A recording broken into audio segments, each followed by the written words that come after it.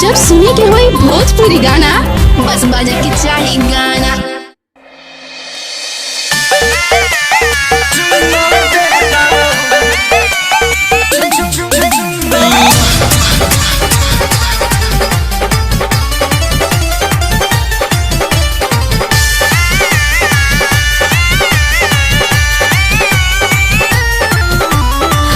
Lockdown में town से घरे जिद करता रह तू सोते के जोरे।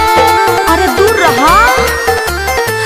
लॉकडाउन में टाउन से घरे जिद करता रह तू सोते के जोरे। तो ठीक है कैला बाकी सुत जा भर पेट खा के। तो ठीक है कैला बाकी सुत जा भर पेट खा के। अरे बुझला जानी चुम्मा दे दा का जानी चुम्मा दे दा काहे मुँह में से मिठाई जड़ी लगा के। जानी चुम्मा दे दा मुँह में से मिठाई जड़ी लगा के। ओहो अरे दूर रहो।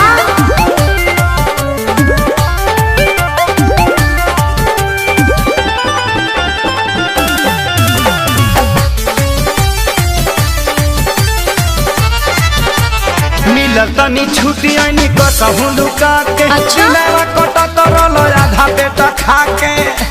का बताई अच्छा कुछ दिल ना दूर हमसे रह पिया। देहिया पाया के जनी ढह पिया। पता बा हमारा काहे खातिर आइल बड़ो गुस्सा के। पता बा हमारा काहे खातिर आइल बड़ो गुस्सा के। जौन सोचत बड़ा ना होई। जानी चुम्मा दे दा चुप रहा।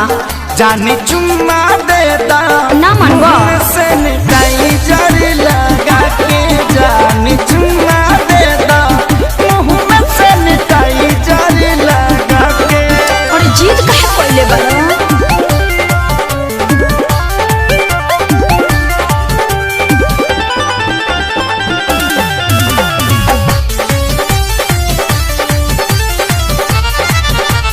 जानी सारा कार जबी राखी स्कूल में 14 दिन रहे के पड़ी नियम और रूल में। हाँ तो घरहू में रूले में रह के पड़ी। मन बना बात तो खेसारी पछतैब अपने तो जैब संगे घर भर ले जैब। समझ में आई। पवन धनंजय सोनू विकास रहायो भी डरा के। पवन धनंजय सोनू विकास रहायो भी डरा एगो चुम्मे के बात बना ना भगवा। जानी चुम्मा दे दा फेर उहे बात। धनी चुम्मा दे दा मुँह में से मिठाई जड़ लगा के। जानी चुम्मा दे दा मुँह में से मिठाई जड़ लगा के। लॉकडाउन में टाउन से घरे जिद करता रह तो सोते के